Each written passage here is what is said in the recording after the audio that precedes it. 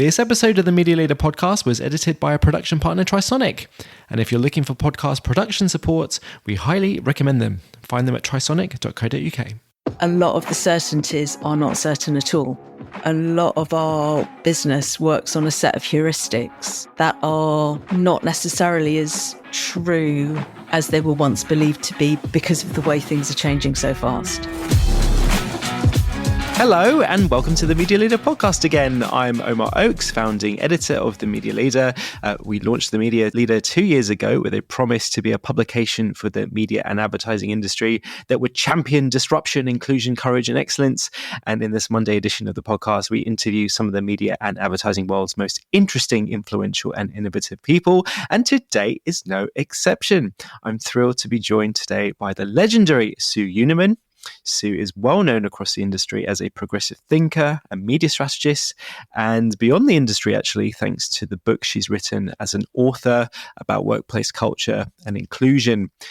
She has just joined the marketing agency Brainlabs as Global Chief Strategy Officer after a whopping 34 years, more than 3 decades at what is now EssenceMediacom, previously Mediacom.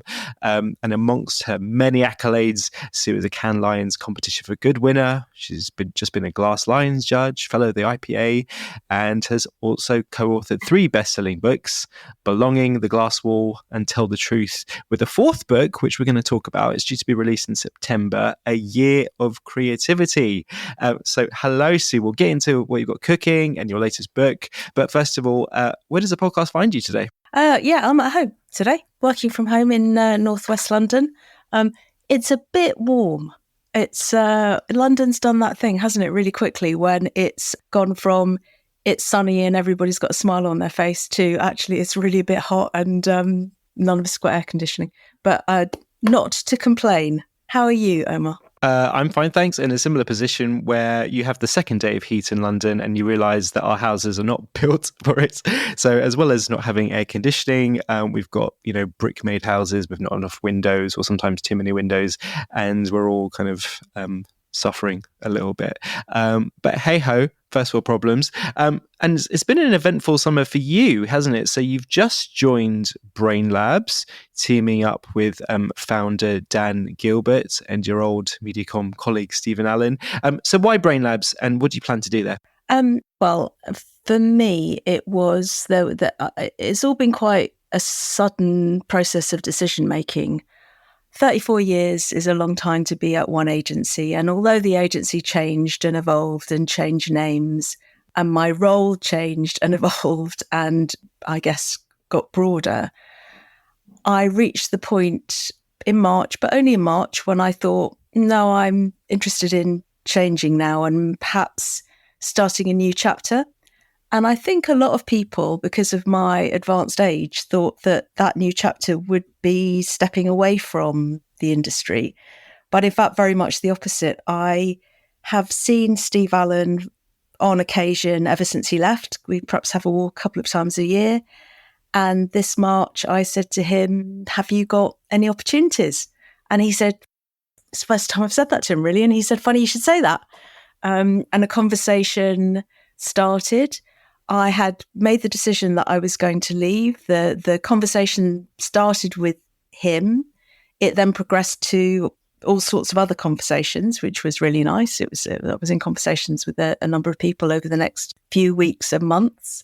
And as I considered it, and as I found out more about what Steve had been up to and met Dan Gilbert, again, I'd met him once before, a long time ago, and heard what the agency is about and its ambitions, it became quite a simple choice, really of the heart as much of the head, that I would love to be part of the adventure that Brainlabs is going on. I've been employed as their very first global chief strategy officer. It's obviously the first time I've been a global chief strategy officer, and I'm only I think this is week 3. Wow. So I'm still absorbing, I'm still taking stuff on, I'm still taking a view as to exactly what it is that I'm going to do next. I think it would be a bit arrogant to be jumping in and going, this is what I'm doing, Omar, even if I knew. So I'm not keeping it to myself. I'm still taking on information and processing. What I'm delighted about is to be back to a full-time strategic role, because as you know, I am a strategist. I think true strategists tend to self-identify as strategists, whether it's anywhere in our industry or across business overall, actually. And I'd had the role since 2017 of Chief Transformation Officer, first of all at Mediacom, then EssenceMediacom X. And strategy is where my heart sits. I think we face some really interesting strategic challenges as a industry. I've just been reading some of your opinions on Media Leader. There's so many challenges. There's challenges about measurement. There's challenges about the fact that the industry is operating from a body of evidence that's based on older media habits than people have now. There's the issue of not just change in how you reach people, but how people want to be reached, how people communicate, take on brand messages, and also, of course, how they shop, where commerce is sitting.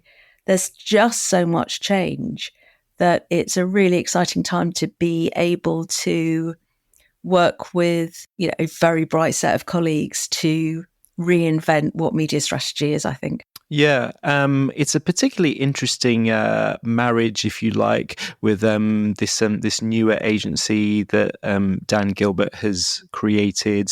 He's had ambitions to create what he said the biggest agency in the world, but to do it in a very different way, very much with what you've just said about how audiences have changed and really being digital first and having it run through the DNA of what you do with advertisers.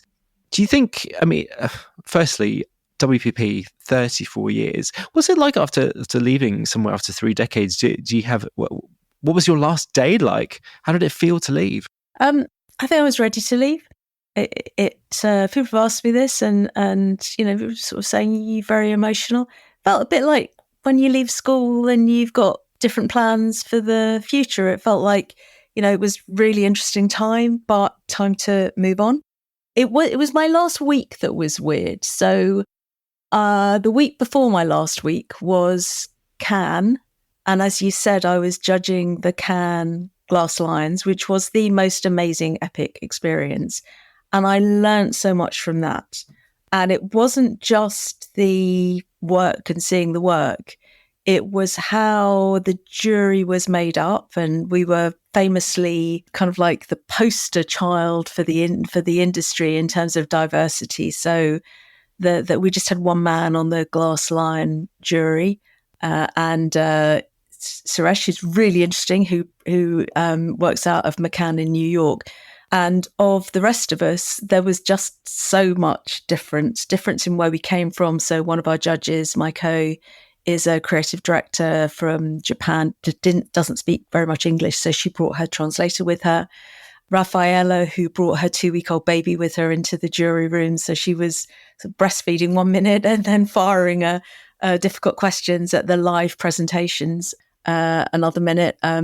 Kealu, who is head of accessibility for Google. I could go on. And then Cindy Gallop as our jury president. And the way in which we made decisions, the way in which everybody listened to everybody else and people weren't locked into an opinion but open to changing their minds. It was just a real object lesson for me in what happens when you get a group of people coming together with that level of difference and diversity, but with an openness and a respect for each other.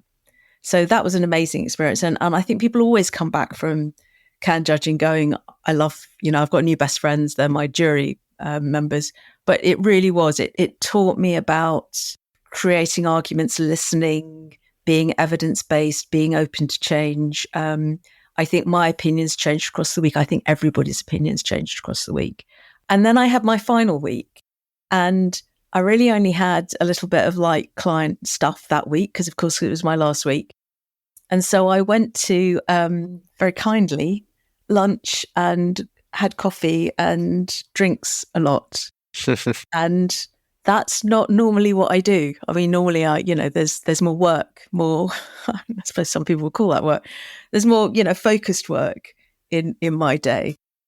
So I have to say that was kind of weird. And it did strike me that there are, and you and I can probably think of them, Omar, there are people who have built their careers just on the breakfast, coffee, lunch, tea, drink, dinner circuit. And to do that for a few days was very interesting. But I'm back to focused work now, and all the best for it. I think probably a lot of people still outside of the industry probably have this perception that that's what all of us do all day, is we're constantly in the Groucho and Soho House and places like that, when, sometimes, yes. And some people, maybe. Yeah, and some people, but generally people, it's become very professionalized in terms of, if anything, people are in the office or working from home, stuck at the computer too much, and maybe people should be going out to lunch more often and doing more salubrious things. But anyway, I mean, I wanted to ask you about that actually. What advice would you have for people who are interested in working in media agencies in particular now? We just talked a little bit about how things might have changed. What have you learned? And it's great to hear, by the way, you talk about Cannes, and that, despite having all this experience you have, all this expertise, you're still learning a lot in your career.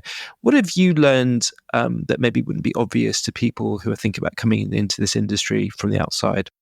Well, I think, the answer is that you're always learning, and, never get jaded, always be open, always be interested, keep on learning.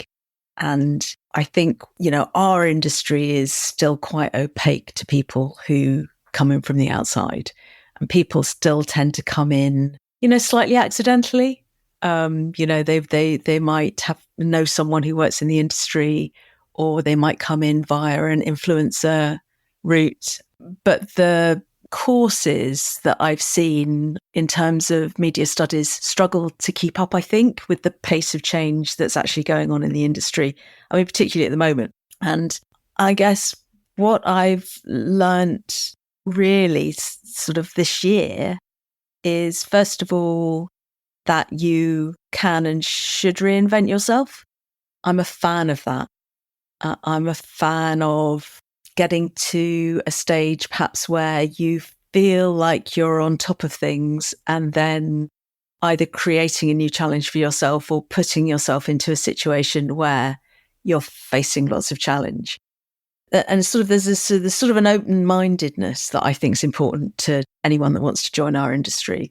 I think the other thing that would perhaps surprise people is that a lot of the certainties are not certain at all, and that a lot of our business works on a set of heuristics that are not necessarily as true as they were once believed to be, because of the way things are changing so fast. Such as?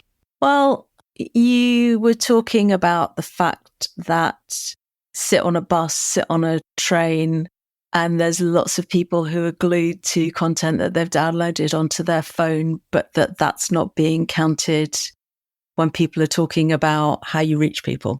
I think if you said that to most people, they'd just say, why not?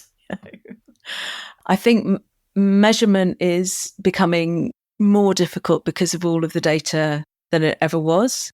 And so there's huge advances to be made if you can work from the basis of engineering your own solutions to that can make some leaps ahead of the marketplace overall.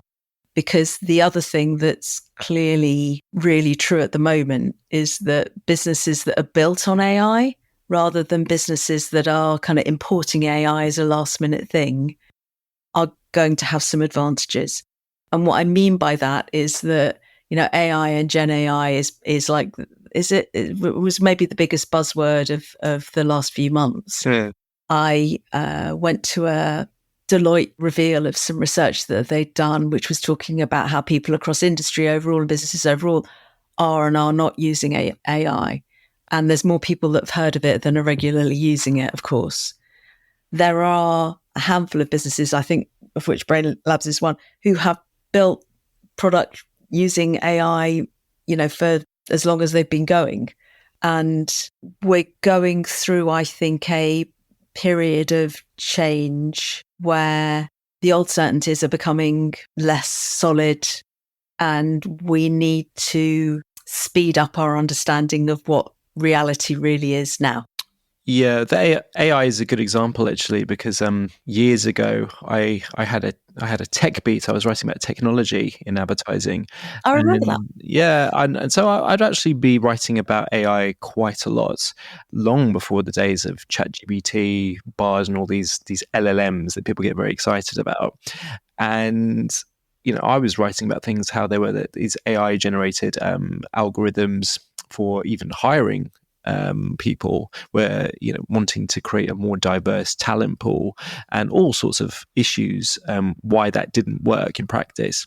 And fast forward to today, and I was talking to someone I know who works in recruitment, and in their company's marketing team, they essentially they use ChatGPT for all of their marketing copy.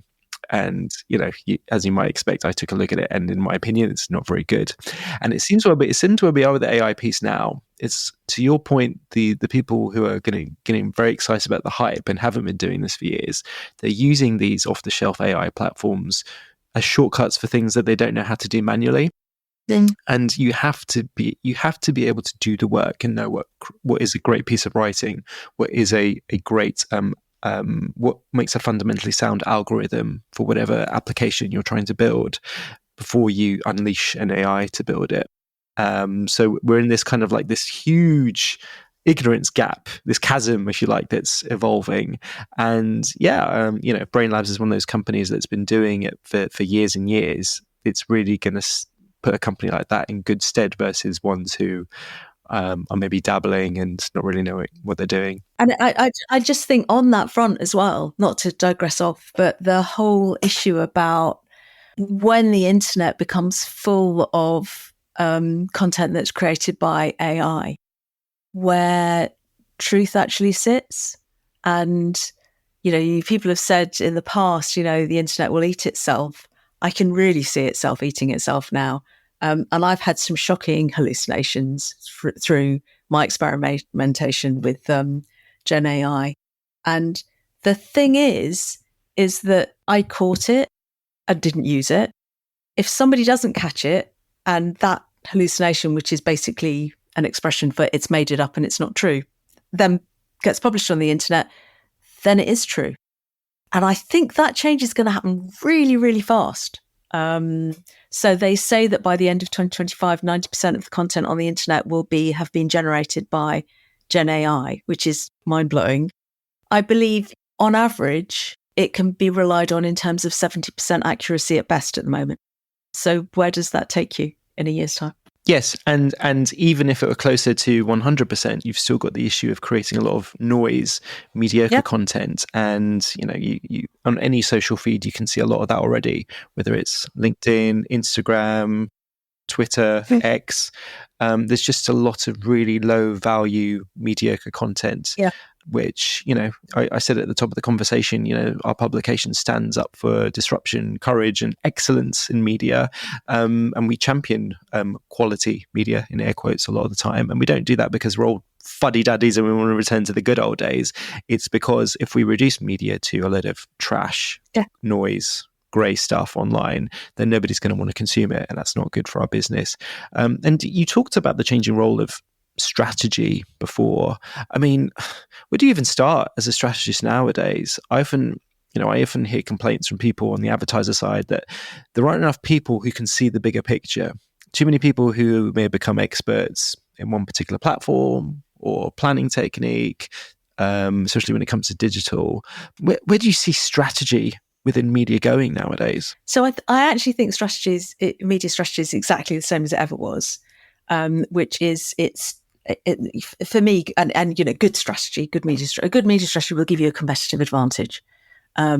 If the brand or the business didn't have a competitor, probably wouldn't need to communicate that. It probably wouldn't need a strategy.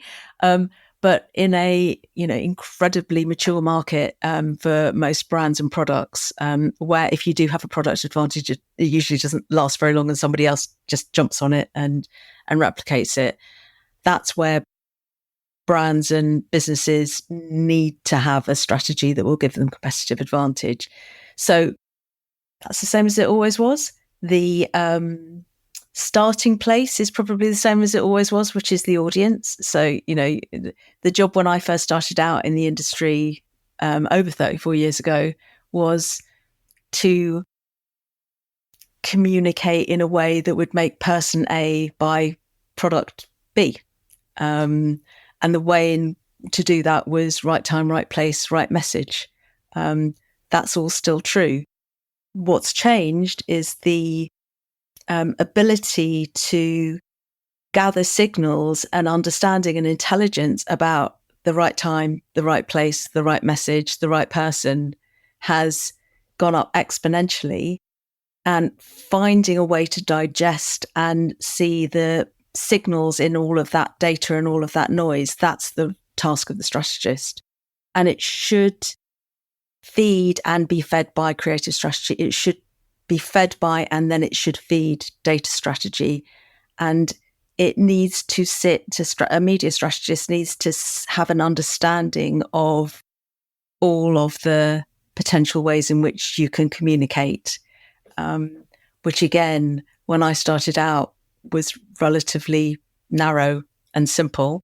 And we, I think, used to put a lot of work into trying to sophisticate something that perhaps didn't need that level of sophistication and now is really complex. But I heard an expression the other day, and it was somebody talking about the kind of parlous state of our National Health Service in the UK. And the spokesperson said, every government department should consider themselves the Department of Health.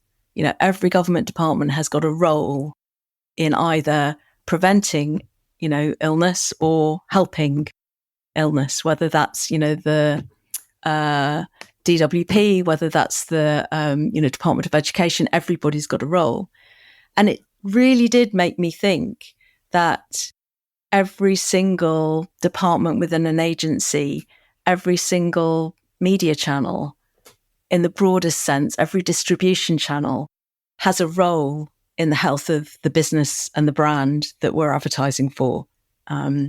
It might not be an obvious one, but the knitting of all of that together, the finding the competitive advantage and then planning a set of actions that deliver against that, that's, for me, is the role of media strategy. And presumably you think that's has gotten harder. Well, has it got harder? We know so much more now. So it's more complicated, but is it harder? I mean, we can now forensically analyze creative work and work out which bits are working and which bits aren't working. That's more complicated than it used to be, but actually it makes success easier, I think. Search has changed, enormously. I think over half Gen Z women start with TikTok search now rather than other forms of search. And then lots and lots of them will then go on to the TikTok shop. Understanding that in a way means that we can solve to it, or we understand more than pre the internet, when we didn't know where people were going shopping. We didn't know where they were finding inspiration because there wasn't a trail, there wasn't a record of it. So that extra 3 hours that people are spending with media from a decade ago, which is a lot, and lots of it isn't on ad-funded media, but it's being spent with media. All of that leaves trails and trails and trails of signals. So if you have a way of looking at those and analysing those and then solving for the strategy that comes out of those, is that I think it's more complicated rather than necessarily harder. And you mentioned the increasing role of looking at creativity from the media perspective, which nicely brings us on to this book that's about to launch, which is called A Year of Creativity. It's available for pre-order from Bloomsbury Publishing. You've teamed up again with Catherine Jacob, the Pearl & Dean CEO, to produce this book. A Year of Creativity, 52 smart ideas for boosting creativity, innovation and inspiration at work. Firstly, explain to listeners, why is Catherine your co-collaborate on these projects. How has that relationship come about? Catherine and I feel like we have known each other forever, and we actually can't remember how we met. The writing relationship came about because I wrote my first book, Tell the Truth, with an American co-author called Jonathan Salem Baskin, and then decided that I wanted to write the next book. And it was actually Nick Lawson's idea, so I'll always credit him with this, about women and work. And I thought about it, thought about what I wanted to do. And I wanted a co-author again. And it wasn't going to be Jonathan. It was going to be a woman. And the first person I thought of, and in a way, the last person I thought of asking, was Catherine. So I just went to see her and said, I've got, this idea for a book about gender equality at work. You're one of the very few women CEOs of a media company, which was very true then, still true. Will you write it with me? And she just said yes. And we had a hug. And then I realized that I'd never seen her write anything longer than an email going, thank you very much. Can she actually do this? She actually write. And then fortunately she could. And that book became a bestseller. And it wasn't just the writing of the book, and the process of it was so much fun, but we then did over 150 book talks throughout businesses up and down the country, actually, and a little bit outside the country. And they were enormous fun. So getting to hang out with Catherine is just brilliant. She's my wing woman, which is something that we advise everyone to have, a wingman or a wingwoman, in the next book, which was Belonging. And so when it came to writing this book, we were absolutely, thrilled to be writing again together. And we will be very excited about the book launch. But she's just amazing. And she's also, whereas I am naturally an introvert, Catherine is a natural extrovert. So we're kind of good for each other in that sense. Yeah, find someone who fills in those things that don't come naturally to you. It's interesting what you say about the idea of you doing these this tour afterwards to have these different talks about the book. Writing a book is something I've always wanted to do, but will probably never get time to do. But number one, interesting idea to collaborate with someone, share that accountability and the workload as well. And I always remember one of the reasons I came into journalism, Christopher Hitchens, one of my heroes, prolific writer, and he would always say something that stuck with me, where it was always after the launch of the book, where he put this book out into the world and he started doing his tour and talking to people about it and doing promotional activity. All sorts of people would come out of the woodwork and tell him what should have been in the book. And he always thought, and it struck him that it was that learning process after the launch, which is where you get this amazing stuff. And I'm sure that it's true for you as well, whether it's Belonging or Glass Ceiling, where just the act of writing the book and creating this opportunity allows you to learn even more, and it builds. And I'm fascinated by that process. So give us a sneak preview. So what ideas are among these 52? What will I get that I won't get by asking ChatGPT? The book is actually about the need for creativity in business overall, not just our sector, but overall. It came from an observation that there has been a lot more promotion of both people and techniques that fall within the sort of left brain bucket, the analytical bucket. And the right brain techniques and ideas around creativity tend to get a bit squashed by left brain thinkers. So if someone's predominantly a left brain thinker, they tend to think of creativity as fluffy or, unjustifiable. And our observation was that overall, that seems to have happened. And that it's not a good thing. It's not a good thing, actually, particularly in an era when, advanced AI will level the playing field in some respects. So yes, there will be an advantage to businesses that can adopt AI best and fastest, but eventually AI levels the playing fields. Everyone's kind of working off the same data.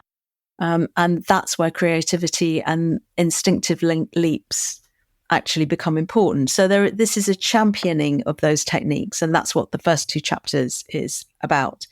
And then we go into 52 techniques, hence a year of creativity, loosely gathered into techniques for spring, summer, autumn, winter, but not literally, but in terms of how your business is doing or what problems you're facing.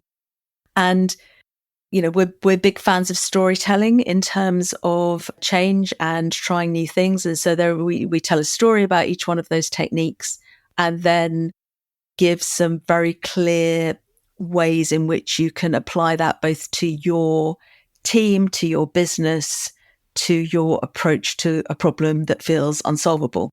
And there's lots and lots of techniques in the book. One that springs to mind as something that, is a kind of passion of mine, so kind of dear to my heart, which is to burn bridges. So sometimes when everything feels like it's kind of at a dead end, you shouldn't just carry on pushing and banging your head against a brick wall. You should actually almost destroy what you've built and start again. And the story that we tell about that is Stan Lee, so the inventor of the Marvel comics. So I do love a superhero movie, Deadpool and Spider-Man and the Avengers assemble. And he actually had a very rocky career. He faced rejection through long periods of his growth. But a real turning point for him was when he quit his first job, which was a nice, secure job, but he wasn't getting to artistic license, and set up on his own, facing high risk, and went from success to success. So, burn bridges is one technique, build bridges is another technique. So there's a whole set of techniques in there. And then a framework that says if you're facing this sort of problem, this is probably the season of techniques that you should go by. And the people that have read it so far seem to love it. So we've had some great, reviews and endorsements, but it's still being printed, which is why we didn't get you an advance copy, Omar, but you will that's get all right. one. I'll read it eventually. And I did, as part of my extensive research for this interview, I actually did ask ChatGPT for 52 smart ideas to boost creativity, innovation, inspiration at work. Do you want to hear some? Here are the things that ChatGPT is going to tell you should have put in the book. So one is art and music. Incorporate art and music into the workplace. Did you come up with that? No. So those are cultural interventions. And that's not where we focused, actually, because I have seen lots of workplaces that have done that kind of thing, that also give you lots of kind of like food and have a ping pong table and that sort of thing. Oh, yes, you've preempted another one we've got. Lunch and learn. Host lunch and learn sessions on various topics. It's not that sort of thing. It's more concrete and hopefully more interesting and also more effective than that. The foreword, actually, I'll give you a little preview on the foreword. The foreword was written by the Barbie CMO, so the global CMO of Warner Brothers. And what he says is really interesting. But the reason that we sought him out is that I don't know about you, Omar, and your relationship with your board, but I can imagine going to the board of a company, perhaps with that movie coming out and suggesting something like opening on the same day as Oppenheimer, wouldn't this be a good idea? And then having people say to me, yeah, Sue, it's a great idea. Could you come up with one bit of evidence that will work? Just one, just give us one tiny little bit of evidence that might work. And of course, I would have been unable to do so. And yet that proved to be the most incredibly successful opening day kind of stunt, but for both films. And so we went to him and asked him, interrogated him on how those sorts of decision making processes come about. And the marriage, in fact, between being very analytical and loving the data and loving the stories and the answers that are in data, but also marrying that with knowing when to take a leap. Because if you never do the taking a leap, nothing new ever happens, and you don't take risks, but you also don't have the opportunity for real step change. And this is a book that's about championing that. Yes. And I love the idea about the need for risk in this industry as well. I did actually write about it recently. We need to make sure that media companies, content creators in particular, are able to take risks because, as you say, there's no diversity, nothing moves forward. And if we just build on what works before, then we're just going to get more of the same. So amen to that. I love this conversation. Thank you, Sue. But unfortunately, that's all the time we have. What's the best way for listeners to follow your work and to keep up with what you're doing? Oh, well, I'm all over LinkedIn. Good. Yeah. I'm still on X as well, but less. I miss old Twitter. Twitter's not quite what it was, but yeah, I'm easily found on LinkedIn. Good. Sue Unerman from Brainlabs, thanks very much for coming on the podcast. Thank you for having me. Thank you for listening to the Media Leader podcast. This episode was edited by our production partners, Trisonic. You can find and listen to all our episodes on our website at themedialeader.co.uk or wherever you get your podcasts. But just remember, please do subscribe to be notified when we release our next episode. From all of us at The Media Leader, I'm editor Omar Oakes. Our executive producer is Jack Benjamin. See you next time.